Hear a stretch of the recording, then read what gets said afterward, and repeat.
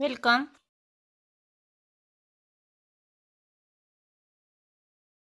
So today we learn writing skill mind mapping. So student we are learn now 3.2 writing skill. Do schools really kill creativity mind mapping? आपल्या या writing स्किलचं title हे प्रश्नार्थक दिलेलं आहे. Do schools really kill creativity? म्हणजे शाळांमधून मुलांच्या कलागुणांना wow दिला जात नाही. त्यांच्या कलागुणांना त्या ठिकाणी खंडित केलं जातं का? माइंड मॅपिंग या आपल्या व्हर्बल टू नॉन व्हर्बल या स्किलनं काही गोष्टी आपल्याला या ठिकाणी एक्सप्लेन कराव्या लागतात. त्या ठिकाणी असणारे आईस ब्रेकरचा पहिला क्वेश्चन आपण बघू. Observe the given and complete the activities that follow. या ठिकाणी आपल्याला एक ॲक्टिव्हिटी दिलेली आहे आणि ती कंप्लीट करण्यासाठी सांगितलेली आहे. काय सांगितले? देअर इज गिवन नाव one map.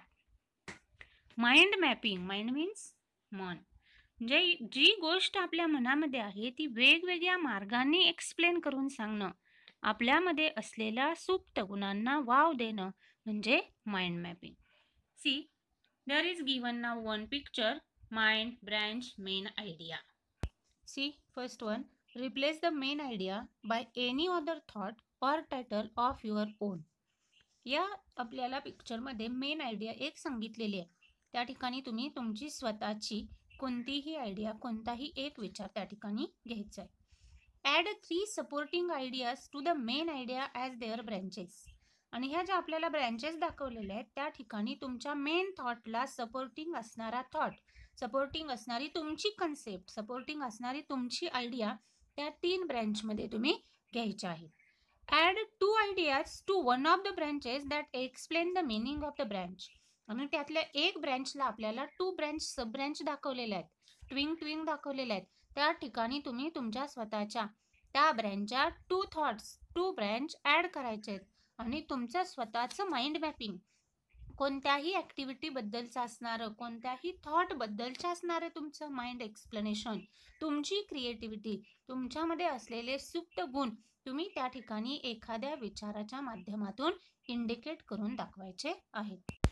Then see question number 2. Complete the given blank spaces, balloons with your ideas in the figure that describes your basic preparation for the HSC examination.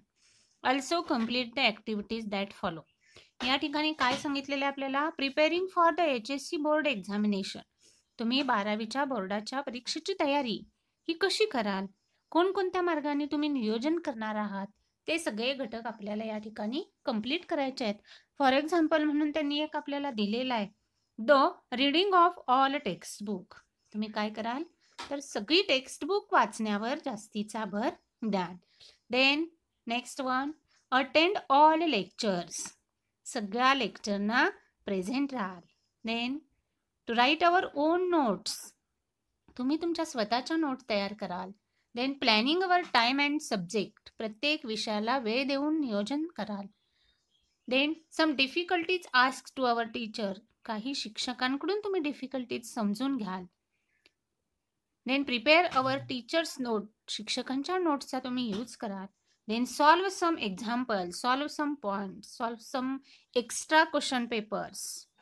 या सगळ्या गोष्टी आपण त्या ठिकाणी करणार आहोत. या ठिकाणी तुम्ही तुमचे माइंड एक्सप्लेन करून सांगायचं आहे की अजून तुम्ही कोणकोणती प्रिपरेशन करणार आहात, वेळेचं नियोजन कसं करणार आहात, अभ्यासाचं टाइम टेबल कसं करणार आहात, कोणता सब्जेक्ट तुम्हाला अवघड वाटतो त्यासाठी तुम्ही कोणता जास्तीचा वेळ देणार आहात, त्या अवघड विषयासाठी तुम्ही अजून एक्स्ट्रा कोणतं वर्क करणार आहात. या सगळ्या गोष्टी आपण या ठिकाणी पॉइंट आउट करून देऊ शकतो. So see the definition of mind mapping. A mind map is a visual representation of hierarchical information that includes a central idea surrounded by connected branches of associated topic. Mind mapping म्हणजे काय? तर जो main topic दिलेला आहे त्या टॉपिकची surrounded by connected branch, त्या टॉपिकशी relate असणारी information ही व्हिज्युअलमध्ये indicate करणं म्हणजे माइंड मॅपिंग. की त्या विषयाशी रिलेट असणारी इन्फॉर्मेशन तुम्ही कोणत्या पद्धतीनं एक्सप्लेन करता याचा समावेश माइंड मॅपिंग मध्ये होत असतो. अ similar type of detailed graphical figure in your own style, showing the thoughts, ideas, concepts that keep on generating in your mind. And then you choose a particular style, design, or a graphical representation to describe the same idea, fact, situation.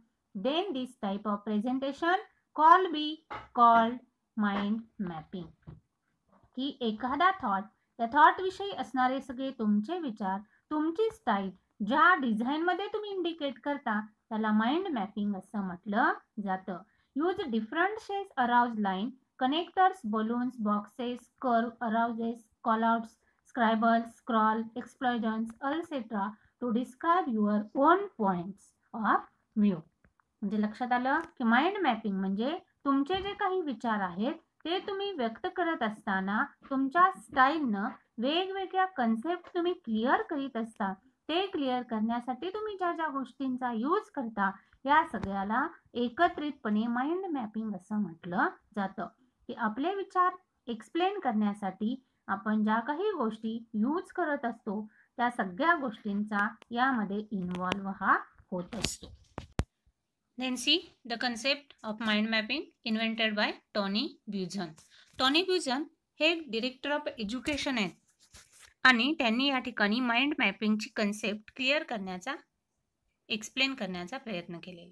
Mind mapping is a great way to brainstorm, make a plan और turn ideas into the steps needed to make it real. काय सांगितले त्यांनी? Mind mapping is a great way to brainstorm. Mind mapping हा आपल्या बुद्धीला चालना देण्याचा एक सगळ्यात मोठा महान असा मार्ग आहे. मेक अ प्लॅन की त्यामुळे आपण योग्य तो नियोजन करू शकतो. और टर्न आयडियाज इनटू स्टेप किंवा तुमच्या ज्या काही कन्सेप्ट आहेत, तुमचे जे काही थॉट आहेत त्यांना आपण योग्य त्या प्रकारे वळण देऊ शकतो, योग्य त्या मार्गापर्यंत नेऊ शकतो. Needed to make it real आणि त्या सत्यात आणण्याचा प्रयत्न होऊ शकतो. Mind mapping is a technique of visual representation to show relationship between various ideas, concept or other information. आणि mind mapping is a technique of a visual representation. Mind mapping हे आपल्याला दिसणारं आपल्या माहितीचं प्रेझेंटेशन करण्याचं एक महत्त्वाचं असं साधन आहे. To show relationship between various ideas, की या माइंड मॅपिंगच्या सहाय्यानं आपण व्हिज्युअल रिप्रेझेंटेशन करत असणारा आपल्या असणाऱ्या थॉट्स, आपल्या असणाऱ्या आयडिया, आपल्या असणाऱ्या कन्सेप्ट ह्या आपण व्यवस्थितपणे एक्सप्लेन करून सांगू शकतो, दाखवू शकतो. आपल्याकडे असणारी माहिती आपण इंडिकेट करू शकतो. It helps in project planning, collecting and organising data, brainstorming and presentation. आणि जर का आपण माइंड मॅपिंग केलं तर आपल्याला काही गोष्टी सहजपणे करता येतात. It helps in project planning, की जर आपल्याला एखादा प्रोजेक्ट करायचा असेल तर त्याची आखणी आपल्याला व्यवस्थितपणे करता येते.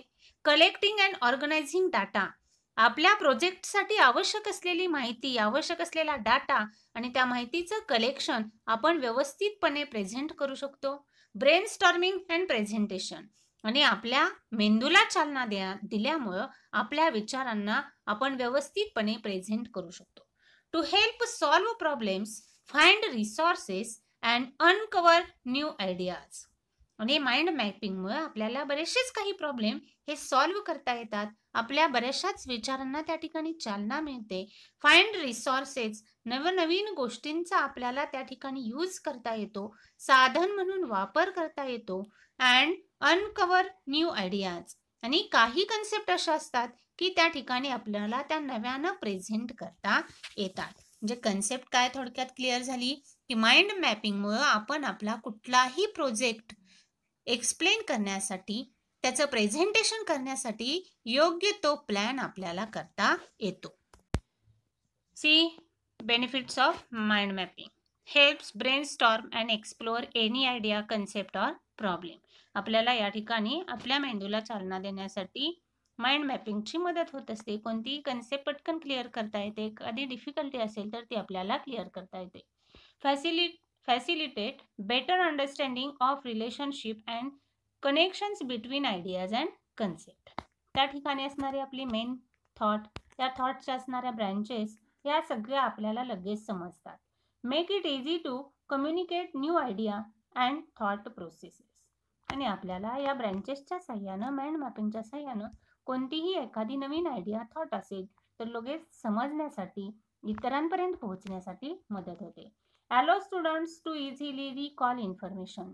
जे काही पॉइंट आउट करायचं आहे, जी काही जास्तीची माहिती आहे ती आपल्याला लगेच त्या ठिकाणी रिकॉल करता येते, आठवणीमध्ये आणता येते आणि कमीत कमी पॉइंटमध्ये लक्षात ठेवता येते.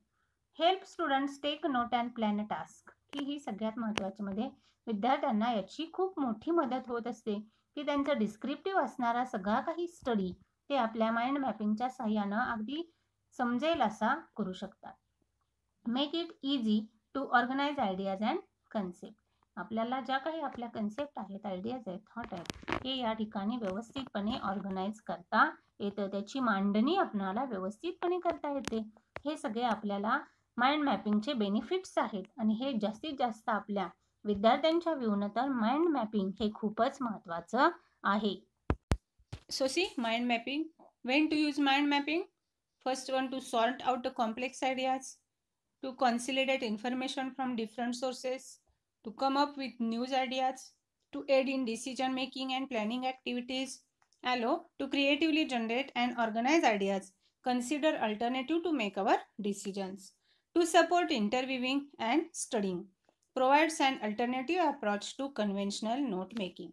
म्हणजे माइंड मॅपिंगचा यूज आपण कोणकोणत्या ठिकाणी करू शकतो, कोणकोणत्या ठिकाणी आपल्याला हा माइंड मॅपिंग करता येतो आणि तो केल्यामुळे आपल्याला त्याचा बेनिफिट काय मिळतो हे आपण या माइंड मॅपिंग या रायटिंग स्किलमध्ये डीपमध्ये पाहिलेलं आहे. And then visually organising ideas, thoughts and information. A non linear approach reflect the way human beings think and organise information. A collection of words and drawings organizes thoughts and information around a single topic or problem, has many applications in personal, professional and educational situation. There is given now one blank diagram. आपण आपले सगळे विचार अशा वेगवेगळ्या डायग्रामच्या माध्यमातून सुद्धा आपण आपले थॉट्स हे त्या ठिकाणी एक्सप्लेन करू शकतो. आपल्याला त्या ठिकाणी याच पद्धतीची डायग्राम पाहिजे असं कोणतंही कंपल्शन नसतं. माइंड मॅपिंग आहे may be your on innerwear thoughts, हे तुमच्या आंतरिक गुणांवर या एक्सप्लेनेशन या थॉट्स क्लिअर करणं हे तुमच्या आंतरिक शक्तीवर, तुमच्या गुणांवर डिपेंड आहे. त्यामुळे तुम्ही त्या ठिकाणी तुमचा थॉट, तुमची आयडिया ही कोणत्याही वेबच्या माध्यमातून तुम्ही दाखवू शकता, इंडिकेट करू शकता, एक्सप्लेन करू शकता. थँक्यू.